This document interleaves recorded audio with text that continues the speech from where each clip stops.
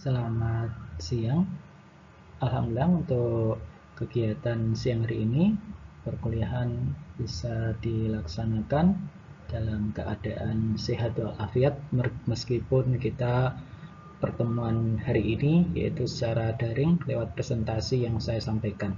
Diharapkan dari materi presentasi saya hari ini yaitu tentang struktur data sebagai pengenalan dasar mata kuliah struktur data yang mahasiswa ambil. Struktur data pada hari ini yang saya terangkan diharapkan mahasiswa bisa mengetahui dan memahami materi yang akan disampaikan khususnya di mata kuliah struktur data yaitu sebagai berikut. Pertama, untuk materi yang perlu kami sampaikan sebagai pembahasan awal kita khususnya di materi struktur data yaitu yang pertama yaitu pendahuluan, yang kedua lari, yang ketiga sorting, yang keempat rekaman, yang kelima stack, yang keenam queue, yang ketujuh pointer dan linked list, yang ke-8 yaitu tree, yang ke-9 yaitu hashing, dan yang ke-10 yaitu graph.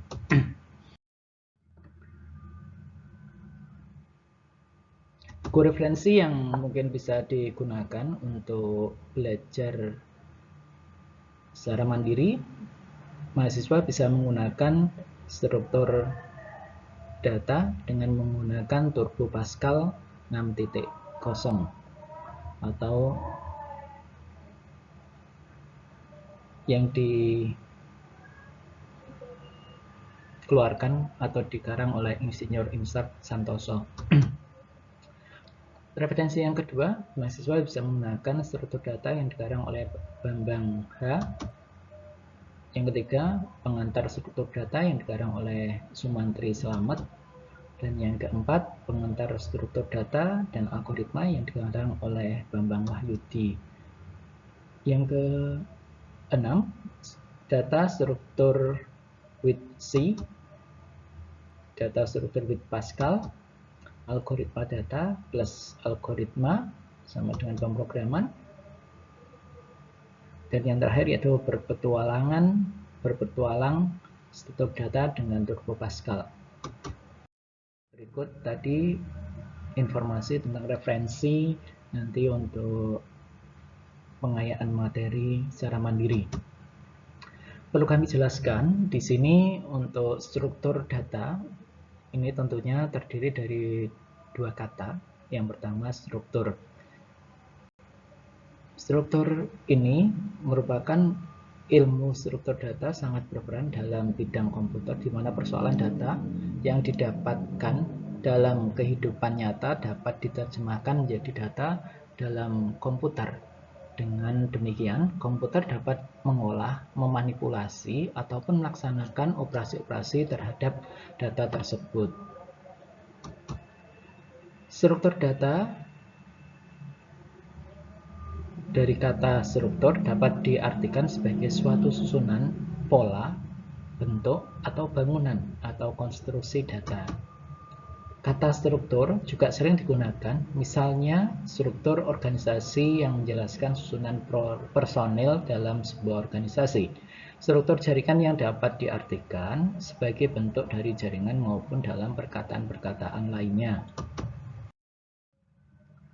Sedangkan arti kata data ini diambil dari bahasa Inggris yang berasal dari bahasa Yunani yaitu datum yang berarti fakta, hasil pengukuran atau statistik untuk digunakan sebagai dasar perhitungan atau untuk disajikan sebagai informasi.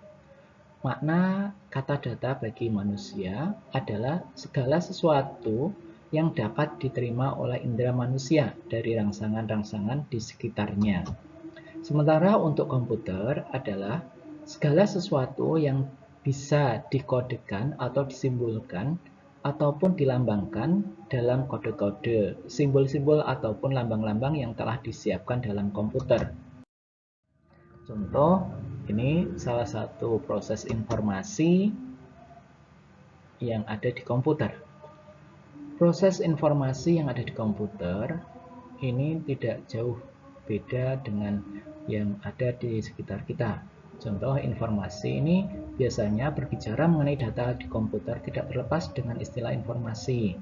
Bagi komputer, informasi dan data tidak ada bedanya, di mana data dan informasi dianggap sama.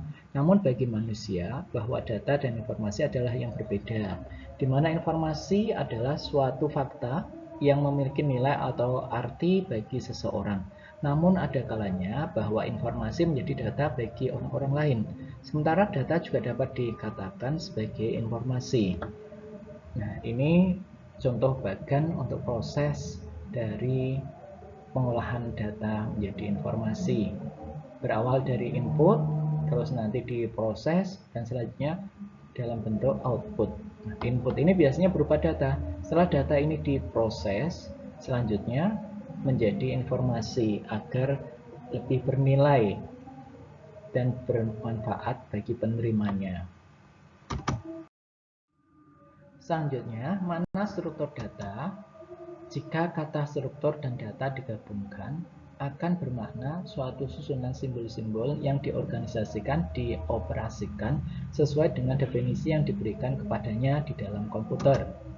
Jika dikaitkan dengan mata kuliah struktur data, maka mata kuliah struktur data yaitu ilmu yang mempelajari bagaimana data disusun dalam memori utama komputer agar penggunaan space di memori dapat digunakan secara optimal, cepat dalam pencarian, dan pengambilannya kembali dan dapat diolah sesuai tujuan.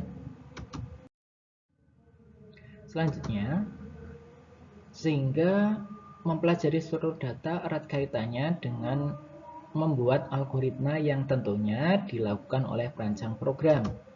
Makna utama yang kita dapatkan adalah melatih logika, bagaimana memecahkan masalah yang rumit dengan bantuan komputer. Bahasa pemrograman tidak dapat mengakomodasi semua kebutuhan kita, sehingga dengan perintah yang ada kita dapat merangkainya sehingga menghasilkan output sesuai dengan kebutuhan kita.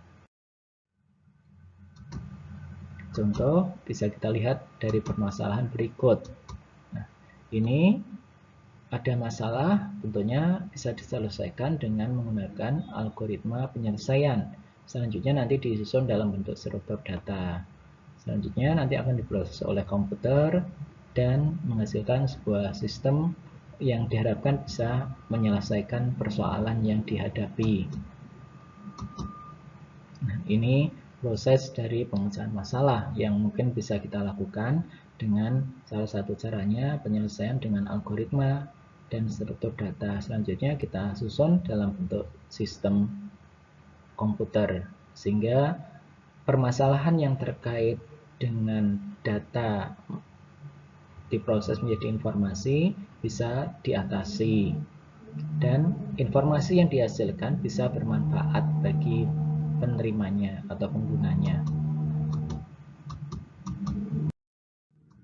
Selanjutnya, nilai data yaitu suatu data yang dipandang sebagai satu kesatuan tunggal atau single entity. Tipe data ini merupakan kombinasi antara himpunan nilai data atau set of value.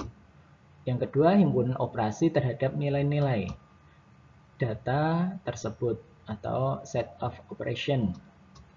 Tipe data dapat dikelompokkan menjadi dua kelas, yaitu tipe data atomik dan tipe data berstruktur atau struktur data.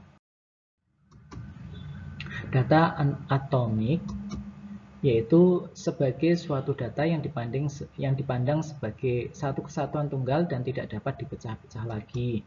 Misalnya integer, chart atau karakter, boolean, dan lain sebagainya. Struktur data ini biasanya tipe data yang nilai-nilainya satu dapat didekomposisi menjadi satu atau beberapa tipe berstruktur atau tipe atomik. Dua, menyertakan suatu himpunan asosiasi atau relationship antara elemen-elemennya. Misalnya lari atau array, rekaman atau record, set, dan lain-lain. Level abstraksi dari tipe data Yang pertama yaitu tipe data abstrak, yaitu tipe data yang ada sebagai hasil imajinasi. Yang kedua, tipe data virtual, tipe data yang ada dalam virtual processor, misalnya dalam bahasa pemrograman. Yang ketiga, tipe data physical. Tipe data physical ini merupakan tipe data yang secara fisik atau nyata di dalam main prosesor.